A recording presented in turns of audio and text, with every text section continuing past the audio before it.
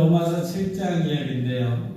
6장까지 한번 정리를 해보십시다. 우리 기억나시는 게 있나요? 1장에서부터 3장까지는 신랄하게 인간의 죄에 대해서 너희들은 종교인이나 무종교인이나 도덕자나 비도덕주의자들이나 다 죄인이라고 사형수라고 사형선고를 내렸죠. 스스로 구원할 방법은 없습니다. 전적으로 타락했기 때문에. 그래서 오직 구원자가 필요한데 예수님을 하나님께서 보내주셔서 대신 십자가의 죽음으로 우리 죄를 대신 지불해서 노예를 해방시켰습니다. 그래서 이제 예수 믿은 자를 의롭다 하십니다. 오직 믿음, 그 믿음을 보시고 의롭다 하신다. 4장에서는 믿음으로 의롭다는 한 신뢰를 아브라함의 예를 들어서 아브라함도 여호와를 믿으니 하나님이 그에게 그 믿음 보시고 의롭다 하시는 거다. 그래서 오직 믿음이다라는 얘기를 강조했습니다. 그래서 이제 5장에서는 믿음으로 의롭다함을 받은 자들은 이제 행복하고 화평을 누리라 얘기를 한 다음에 6장에서 믿음으로 구원받느냐? 그럼 이제 만판이다. 이제 세상에서 마음껏 즐기며 살자고 하는 사람들을 예상해서 그럴 수 없다. 예수 믿는 거는 죄에 대해서 죽었기 때문에 죽은 자로 여기라고 이제 죄와 싸우라고 너희 몸을 의의 무기로 하나님께 드리라고 입장에서 그렇게 강력하게 촉구를 했죠. 오늘 7장은 죄와 싸움에서 패배했을 때 탄식하는 이야기입니다. 24절 보면 오라 나는 공고한 사람이로다. 이 사망의 몸에서 누가 나를 건져내냐고 탄식합니다. 사랑하는 성도 여러분, 자신의 모습을 보면서 이런 탄식을 해본 적이 있어요? 또 죄지 없구나 하면서 절망해 본 적이 있어요? 또 부끄럽게 또 죄를 짓고 말아요. 죄와 싸움에서 이긴 적이 많습니까? 진 적이 많습니까? 뭐 솔직히 한번 들어볼까요? 이긴 적이 많다는 거. 손 들었어요. 진 적이 많다는 거. 진 적이. 정직하게 손 들어주세요. 오라 나는 공고한 사람이다. 이 바울의 탄식이 사실 우리의 탄식이죠. 이 성도들의 내적 갈등을 잘 보여주는 거죠. 이유가 뭐냐면요. 1절에 보면 내 안에 죄성이 나를 사망으로 인도하고 있어요. 내 안에 죄성이 있어요. 이 죄성이라는 이 말은요. 타락한 본성, 자아, 옛 성향 이런 것들을 죄성이라고 해요. 내 본성은요 계속 나를 세상으로 끌고 가. 요즘 텔레비 보면 왜 이렇게 탄식이 나오는지 몰라요. 맨 먹고 마시고 맨 식당 저놓고 유명한 연예인들 불렀다가 먹고 마시는 게 온통 텔레비야. 어디 외국 멋진 데 가서 먹고 마시고 싶은 게 이 본성이거든. 그걸 지금 텔레비에서 부추기는 거야. 늘 세상 거추고 맛있는 음식, 멋진 또 욕심 이게 엄청나게 살아 꿈틀거려. 왕성하게 활동을 해요. 예수 믿어서 구원받아갖고 이제 마음의 결심은 하나님의 의롭게 살자. 그런데 이게 잘 안 돼. 아직 이 남아있는 이 육체의 본성이 나를 자꾸 세상으로 끌고 가. 그래서 바울이 도대체 이게 어떻게 된 거냐. 내가 이렇게 은혜를 받았는데 이렇게 죄 짓고 살고 있으니 도대체 이게 뭐냐 하고 깨달은 원리가 21절. 내가 한 법을 깨달았느니 21절. 아이고, 전 포인트 넘기지 마세요. 아이고, 예. 내가 한 법을 깨달을 때, 한 원리를 깨달을 때, 선을 행하기 원하는 나에게 악이 함께 있는 거거든. 내 속사람은 하나님의 법을 즐거워하는 내 지체 속에 한 다른 뭔가 내 속에 있어서 이 내 마음의 법과 싸워서 나를 자꾸 사로잡아서 사망으로 끌고 가는 거다. 이걸 깨달아요. 내 속에 선과 악이 공존하고 있어. 이게 싸우고 있어. 내 속에 선한 의지가 있고 악한 의지가 있는데 이 둘이 늘 싸우는데 이게 패배할 때가 너무 많아요. 그래서 악에게 사로잡히는 자기 모습을 보면서 오라 나는 공고한 사람이라고 비명을 지르는 공고한 사람이라는 건 정말 곤란한 사람, 비참한 사람. 이 사망의 몸에서 이걸 어떻게 하는 거야? 하나님의 법을 보면 나는 이게 완전 사망인데. 그래서 탄식을 하는 거야. 이 내 안의 죄성, 이 본능, 자아. 이 자아가 하나의 원수예요. 두 번째는 제 세력이 나를 사망으로 끌고 가요. 제 세력은 사단을 말하는데 8절에 보면 제가 기회를 타서 계명으로 말미암아 내 속에서 온갖 탐심을 이루었나니 제 세력 사단이 있어요. 내가 죄 짓는 원인에는 사단이라는 존재가 있어요. 이 사단이요 기회를 노리고 있어요. 호시탐탐. 이게 군사적 용어인데요. 활동 근거지 교두보라는 의미. 사단이 호시탐탐 기회를 노려요. 내 속에 이 탐심이 있거든요. 이 탐심이 사단의 역사는 통로야. 교두보야. 이 통로를 통해 내 속에 들어와. 그래서 결국 나를 장악해. 그래서 내가 사망으로 끌려가. 예를 들면 뱀이 하와를 유혹하는 장면이 있잖아요. 하와에게 뱀이 나타나서 너 선악과 먹으면 하나님처럼 되는 거다. 하와 마음은 하나님처럼 되고 싶은 마음이 있는 거예요.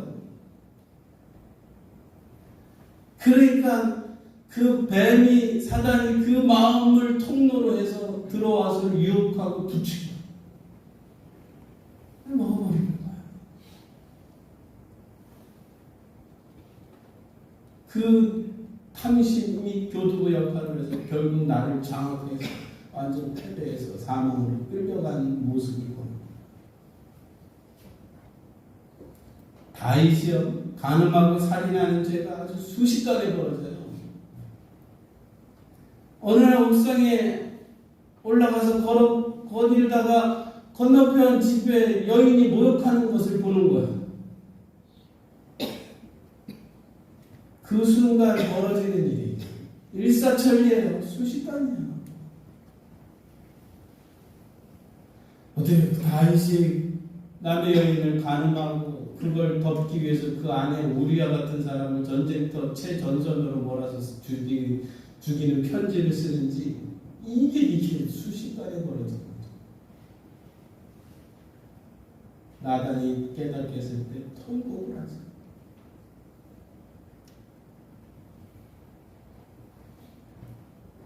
다윗 같은 사람이 어떻게 그럴 수 있나? 어렸을 때부터 정말 하나님 안에서 살려고 그랬던 사람이 어떻게 살인을 하고. 인간의 본성이야. 절대 이 본성을 믿으면 안 돼. 내버려두면 안 돼. 이게 어그러져 있어요. 부패되어 있어요. 죄로 타락해 있어요. 하지 말라 하면요 더 하고 싶어요. 계명으로 말미암아 바로 그 얘기예요. 계명에서 하지 말라 그랬는데 더 하고 싶어. 벽에다 흰색 페인트 칠하고요 구멍 뚫어서 절대로 들여다보지 마시오 그러면 절대로 들여다봐.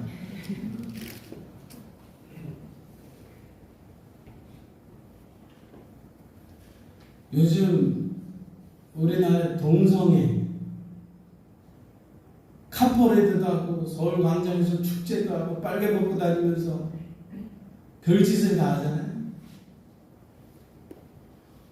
근데 옛날에 잠깐 뉴스에 나오는데 캄퍼레이드 하는 어느 젊은 서울 여대 서울대학교 여학생의 총학생회는 몇 년 전 얘기인데 나는 내가 자랑스럽습니다.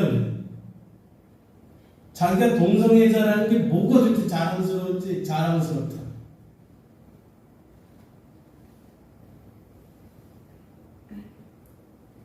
이 탐심이라는 게요, 뭐 굉장한 악한 마음이 아니에요. 이 순수 본능을 탐심이라고 해요. 배고프면 먹고 싶고, 졸리면 자고 싶고, 피곤하면 쉬고 싶고, 이런 게 다 탐심이에요. 이 본성이. 근데 그게 사단의 통로가 돼요. 사단이 우리를 장악하는 교두보가 돼요. 동성애를 순수 본능, 우리 본성에 끌려가는 대로, 감정이 움직이는 대로 살자, 감정에 충실하자, 다 큰일 날 소리 하는 거죠. 하나님의 법은 분명히 사역이라고 하는데, 본성에 충실하잖아. 본성이 삐뚤어졌거든요. 어그러져 있는데, 부패된 그 본성대로 충실하게 살면 다 죽는 거다.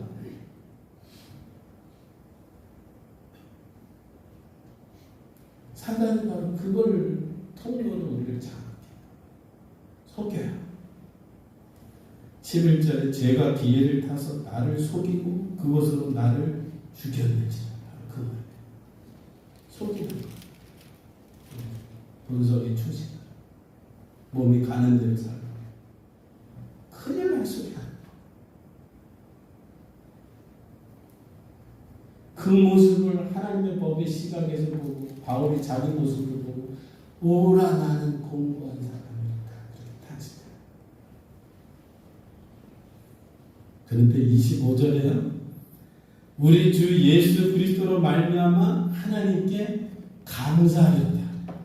24절에 탄식하고 바로 감사가 나와. 왜냐하면 예수님 때문에. 예수 그리스도 그 십자가가 엄청난 결과를 가져온 거예요. 우리에게 놀라운 은혜를 준 거예요. 예수 믿는 자는 예수님과 연합됐다고 그랬잖아요. 예수 죽을 때 나도 죽었다고 그랬잖아요. 그래서 6장에서는 죄에 대해서 죽은 자를 여겨라고, 예수님 십자가에 죽을 때 너희들 죽은 거라고 그렇게 믿으라고 명령을 했잖아요. 7장에서는 예수님이 죽었기 때문에 나도 죽었다는 것은 율법에 대해서도 죽은 거다. 7장 1절에 법이 사람이 살 동안만 주관하는 줄 알지 못하느냐 하면서 아주 쉽게 결혼 비유로 설명을 하세요. 죽은 사람은 법이 집행 정지지. 법적 구속력이 사라지는 거죠. 그러니까 율법에서 벗어나는 거예요.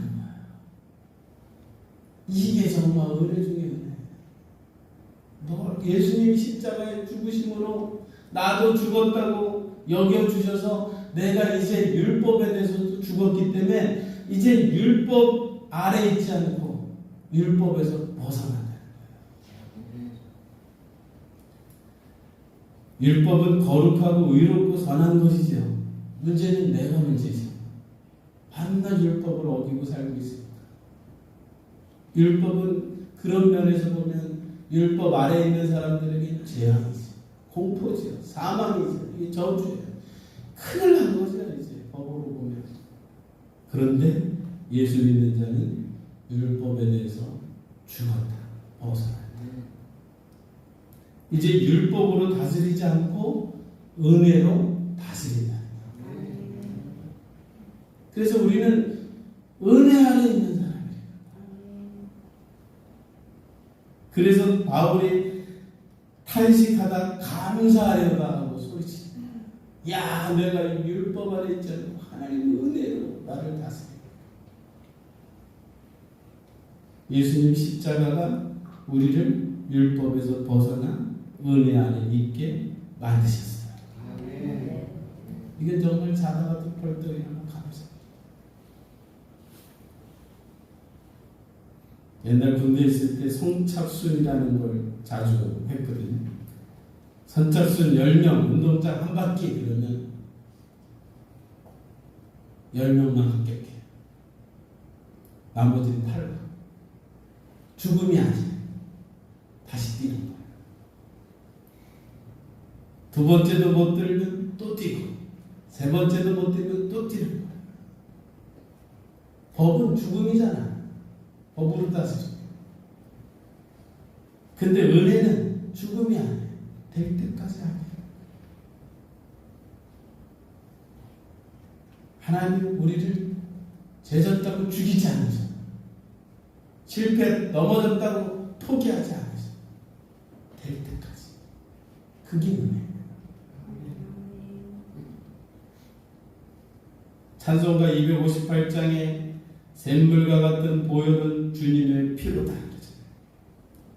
아, 전 그 찬양하면서 눈물 난 적이 많아요. 우리 주님의 피가 샘물과 같은 보혈. 샘물과 같이 계속 솟아나요. 이 피가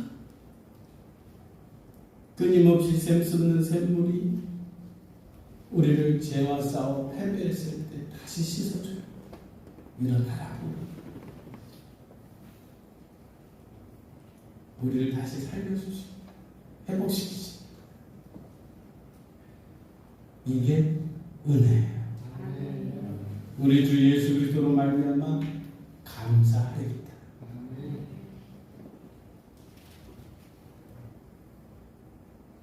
다음 PPT 넘겨주세요. 신앙 여정은 이렇게 상징적으로 나눌 수 있어요.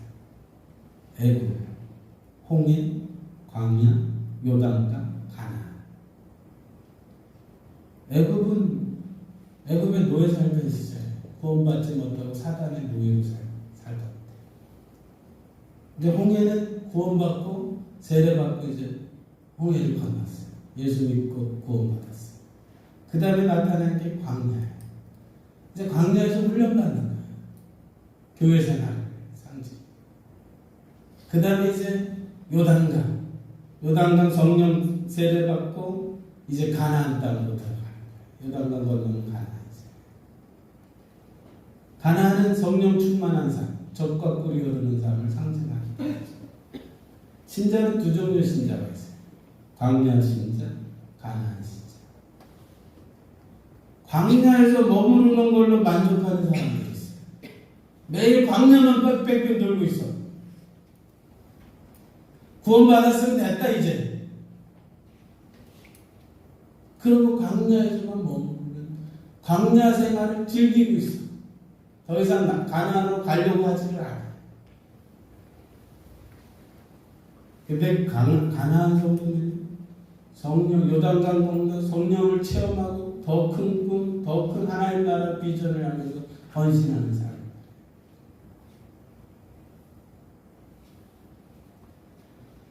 성령이 오시면요, 성령 충만할 때 처음 예수님 중생 체험하고 그 다음에 성령 세례 받을 때 첫 경험은 꿈이 달라져요. 하나님 꿈을 주세요.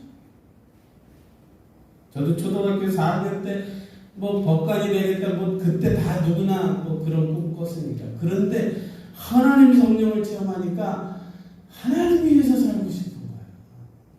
하나님 나라 꿈을 꾸게 돼요. 하나님 꿈을 주시고. 바울이 권면해요. 6절에 이러므로 우리가 영의 새로운 것으로 섬길 것이요. 영의 새로운 것은 성령을 말해요. 이제 구원받기 위해서 율법 지키려 몸부림치고 구원으로 만족하는 그런 삶이 아니에요. 이제. 예수 믿어서 구원을 받았어. 이미. 그건 우리가 노력해서 받는 게 아니고 주님이 선물이고 믿음으로 주는 은혜. 그 다음부터는 이제 믿음으로 구원받았으면 이제 더 큰 꿈을 가지고 성령으로 섬기는 거예요. 성령의 세계로 들어가는 거예요. 율법 지키려고 몸부림치는 삶이 아니고 매일 성령의 인도함을 받는 삶, 더 큰 꿈을 위해서 사는 삶, 그게 바로 우리 성도의 삶이에요. 성령으로 섬길 것이에요. 성령이 주시는 그 마음, 그 능력.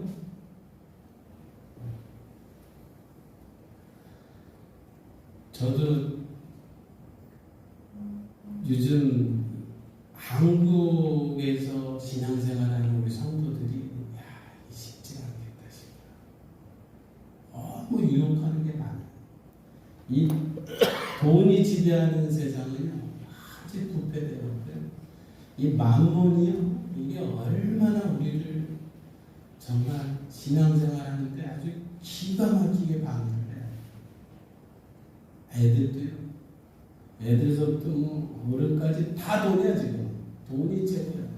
왜냐하면 돈이 주는 맛이 그걸 봤기 때문에 참. 쇼핑센터 이마트만 가도요 신발이 수십 종류니까 저는 이마트만 가면 머리가 아파. 선택을 못해요. 화장지도 수십 종류니까. 화장지 하나만 있으면 되지 뭐 이렇게 종류가 많은지. 그래서 거기에 다 계급이 있어. 돈의 가치에 따라서 화장지 질이 달라요. 신발도. 그러니까 애들이 뭐 좋은 거 다 갖고 싶지 않겠어요. 그러니까 돈. 선교사님 자녀들이 아프리카 선교하다가 인도 선교하다가 거기서는 고민할 게 없어. 인도 선교사 사모님이 여기 고민할 게 없다고. 주는 대로 먹고 주는 대로 살고 몸 가리면 되는 거고. 근데 대한민국에 왔더니 애들이 마트 한번 가니까 종류가 수십 종류니까 애들이 갈등하고 이게 뭔가 하고 자기들 초라하게 생각하고 그런다는 거야. 그래 여기 못 살겠다.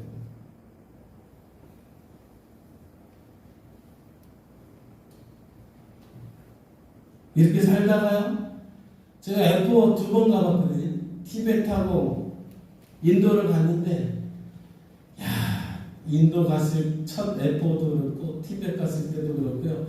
내가 막 밥이 막 식성이 이게 입맛이 안 맞아서 막 하루 동안에 제대로 먹는 양이 없어도요. 그 영혼들을 만나고 예수 복음 전하고 막 이러니까 배고픈 줄을 모르겠더라고요. 이 살맛이 나요. 살맛이. 이거네. 그래서 선교사님들이 한국 오면 못 살겠다고 바로 막 아프리카에 선교하던 분이 그 열악한 물도 없는 그런 데 가서 선교하는 분이 아프리카가 더 좋다는 거예요.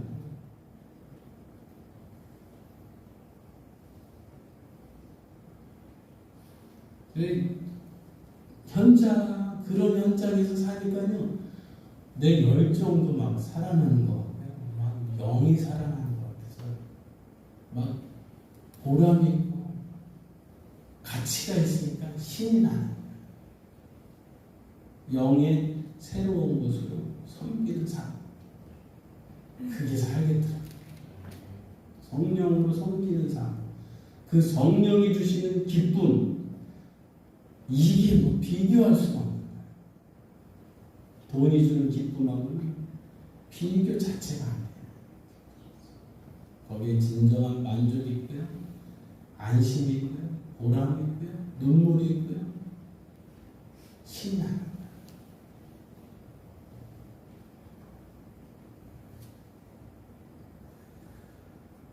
영의 새로운 곳으로 섬기십시다. 성령으로 섬기시기를 바라요. 율법에서 벗어났다는 게 이제 얼마나 감사한 일이에요. 그럼 이제 만판이다가 아니에요. 성령으로 섬기는 거예요. 더 큰 꿈을 향해서, 더 큰 비전, 더 큰 것을 생각합니다. 성령의 인도함을 받는 성령의 5가지 예제가 있는데요. 성령님을 나의 주인이시라고 이렇게 인정을 하시는 습관을 키우셔야 돼요. 성령님. 성령님을 존경하고 경외하는 것. 두 번째는 성령이 나의 상담자라고 생각해서요. 스스로 항상 스스로 주인이 돼서 살지 마시고요. 물어보세요. 성령님께. 범사에 상의를 하세요. 그 다음에 성령님이 나의 스승이다. 항상 나는 부족해서 가르침을 받고자 하는 마음을 가지고 성령님을 붙잡았어요. 네 번째가 동업자. 사업을 하든 무엇을 하든지 성령님이 나의 파트너 동업자라고 생각했어요. 그리고 친구를 여기세요. 성령님은 보혜사예요. 돕는 분이에요. 친밀하게 친견을 가는 사람. 예를 들면 이런 거예요. 오늘 누구를 만난다, 약속을 했다 그러면 아니 약속하기 전부터 성령님께 물어보세요. 성령님 어떻게 할까요? 만날까요? 만나지 말까요? 만나면 무슨 말을 할까요? 늘 그랬을 거예요. 아침에 일어나서 성령님 안녕하세요. 성령님 존재를 인정하고 존중하고 물어보시고 어떤 때는요 시간이 많이 걸려요. 어떤 때는 아무 응답이 없어요. 그러나 항상 존중하시고 물어보세요. 그러면요 할 말을 생각나게 만드시고요. 나를 존중히 여기는 자를 내가 존중히 여기리라 그랬어요. 내가 하나님을 존중히 여기시고 성령님을 존중히 여기시면 하나님 우리를 존중히 여기시고 인도에 가세요. 그거 훈련하세요.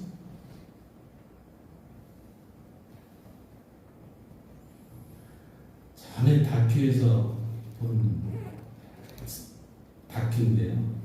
한 중소기업 사장이 살인을 해서 감옥에 갔어요. 근데 이 중소기업 사장이 참 착한 분이에요.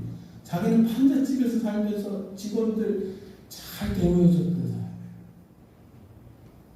근데 IMF 맞아서 부도가 났고 어떻게 우발적으로 살인을 해요. 그래서 감옥 갔어요. 감옥에서 사는 것을 다큐로 그린 거예요.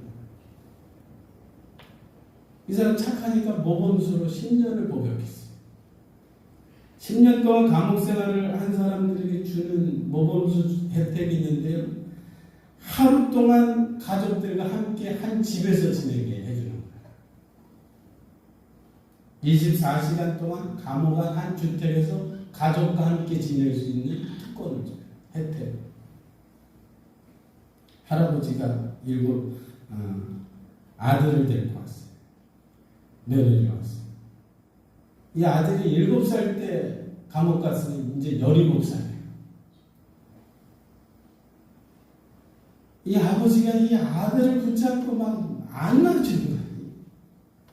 얼싸고 눈을 비비고 막 눈물이 그렁그렁 해갖고. 근데 아들은 아무 감정이 없어. 이 녀석은 뭐 7살 때 헤어져서 이 17살이니까 뭐 맹맹한 거야. 다음날 아침 날이 밝으니까 아침에 고기를 구워 먹고 이제 헤어져야 돼. 헤어지는 그 길이 있더라고. 서로 갈라지는 거야. 이 사람은 자기 감옥으로 돌아가야 되고 아들하고 할아버지 집으로 가는 그 갈림길에서 발이 안 떨어지는 거야. 근데 가야 돼. 이게 법의 권세예요. 이게 죄가 무서운 거예요. 이게 한순간의 실수가 엄청난 운명을 바꿔버린 거야.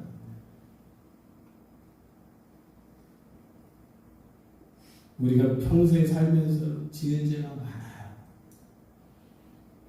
하나님의 법으로 나를 다스린다면 뭘 하나는 공부한 사람이보다 탄식이 나올 수밖에 없어요. 하나님의 법으로 나를 보면 우리 다 죽은 거야.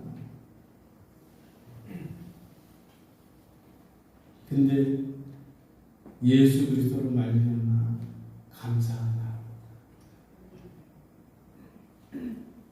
예수님의 십자가 은혜가 우리를 율법에서 잘 이제 나를 은혜로 다스린다고 하시니 이게 얼마나 감사한 일일까. 이제대로 실수하거나 넘어졌을 때 주님의 은혜를 기억해서 용기를 가지고 다시 일어나시기를 바라요. 힘을 내시기를 바라요. 지난주 9명이 문중경 기념인관에 다녀왔어요. 참 재밌었어요. 오고 가는 길에. 여기 차 안에서 한 장모님이 낸 수수께끼예요. 세상에서 제일 비싼 동물이 뭔지 아세요? 세상에서 제일 비싼 동물 백조예요.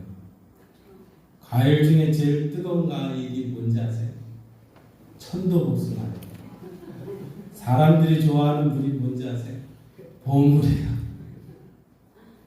수수께끼가 답을 알면 쉬워. 근데 이게 알아맞히려면 이게 머리가 아파. 답을 알면 쉬운데 내가 알아맞히려면 이게 쉽지가 않아. 우리 인생도 수수께끼 같아. 사람들이 답을 몰라서 방황하는 사람들이 많아요. 근데 우리 그리스도인들은 답을 아는 사람. 어떻게 제사를 받고, 어떻게 기쁨을 누리고, 어떻게 더 큰 꿈 안에서 승리하며 살아갈 수 있는지 다 알아요. 이거 아는 사람들이 많지 않아요. 로마서를 쓰면서, 로마서를 묵상하면서,